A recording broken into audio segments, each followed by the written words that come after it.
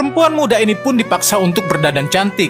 Dia akan menyambut pelanggan pria hidung belang pertamanya. Selesai berdandan, sang mucikari memuji kecantikan wanita ini dan membayangkan uang yang akan dia dapatkan.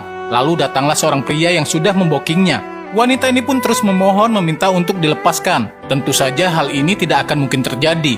Karena pelayanan buruk dari sang wanita, si pemilik rumah bordir ini pun marah dan menghukumnya.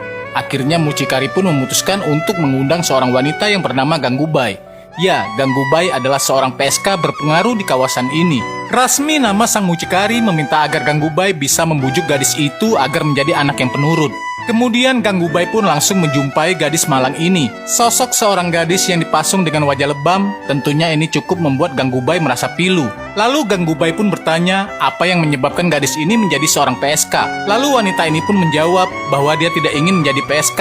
Dia telah dijual oleh suaminya sendiri. Mendengar hal itu, Ganggubai malah tertawa. Ternyata Ganggu dan gadis ini punya cerita yang hampir mirip.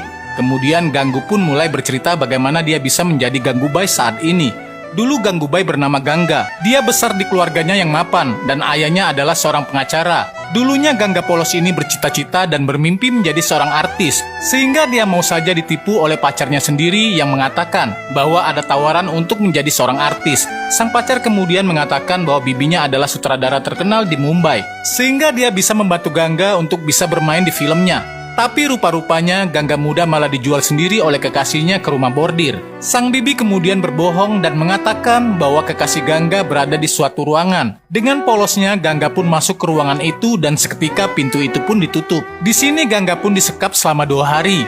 Gangga yang ketakutan tidak mengerti apa yang telah terjadi. Baru 2 hari kemudian Bibi Sela menjumpai Gangga. Mucikari ini menawarkan segelas air, namun terus ditepis oleh Gangga, sehingga Bibi Sela menyiramkan air itu ke wajah Gangga. Dia mengatakan bahwa Gangga sekarang adalah seorang PSK dan Gangga pun harus menerimanya. Bahkan Bibi Sela mengancam akan menggunakan kekerasan bila Gangga berani melawan. Mendengar itu tentu saja Gangga sangat merasa sedih. Gangga kini tidak tahu harus bagaimana lagi untuk dapat keluar dari dunia hitam yang kini berada tepat di hadapannya. Dia hanya bisa meratapi nasibnya, dan sekarang Gangga pun resmi menjadi penghuni rumah bordir yang harus siap melayani setiap laki